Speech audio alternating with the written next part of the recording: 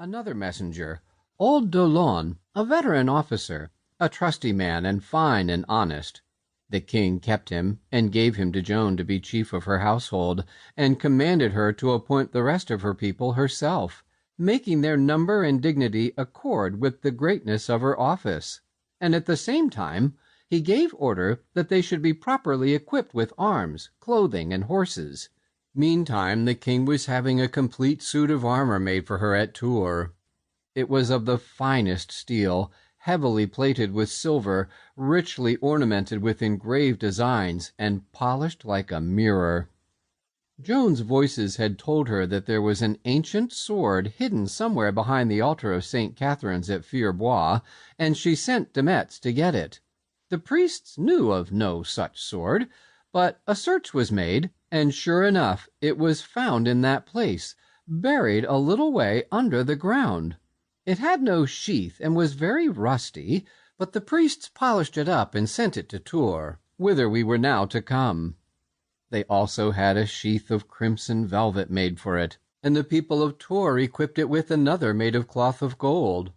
But Joan meant to carry this sword always in battle, so she laid the showy sheaths away and got one made of leather. It was generally believed that this sword had belonged to Charlemagne, but that was only a matter of opinion. I wanted to sharpen that old blade, but she said it was not necessary, as she should never kill anybody, and should carry it only as a symbol of authority. At Tours she designed her standard, and a Scotch painter named James Power made it. It was of the most delicate white boucassin with fringes of silk.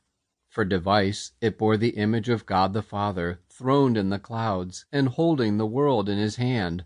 2 angels knelt at his feet, presenting lilies. Inscription, Jesus, Maria. On the reverse, the crown of France, supported by 2 angels. She also caused a smaller standard or pennon to be made, whereon was represented an angel offering a lily to the Holy Virgin. Everything was humming there at Tours. Every now and then one heard the bray and crash of military music. Every little while one heard the measured tramp of marching men. Squads of recruits leaving for Blois. Songs and shoutings and huzzas filled the air night and day. The town was full of strangers. The streets and inns were thronged. The bustle of preparation was everywhere, and everybody carried a glad and cheerful face. Around Joan's headquarters a crowd of people was always massed, hoping for a glimpse of the new general, and when they got it, they went wild. But they seldom got it, for she was busy planning her campaign, receiving reports, giving orders, dispatching couriers, and giving what odd moments she could spare to the companies of great folk waiting in the drawing-rooms. As for us boys, we hardly saw her at all, she was so occupied. We were in a mixed state of mind, sometimes hopeful, sometimes not, mostly not. She had not appointed her household yet. That was our trouble. We knew she was being overrun with applications for places in it, and that these applications were backed by great names and weighty influence, whereas we had nothing of the sort to recommend us. She could fill her humblest places with titled folk whose relationships would be a bulwark for her and a valuable support at all times. In these circumstances, would policy allow her to consider us? We were not as cheerful as the rest of the town, but were inclined to be depressed and worried.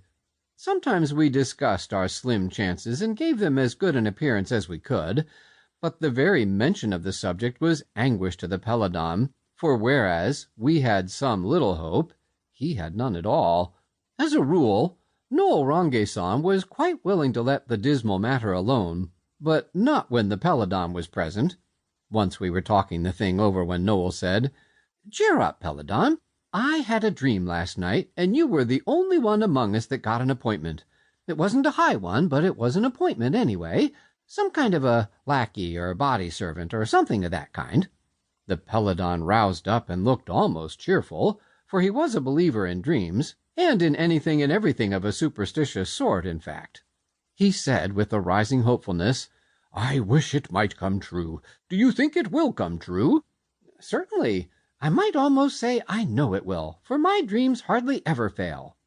"No, I could hug you if that dream could come true. I could indeed.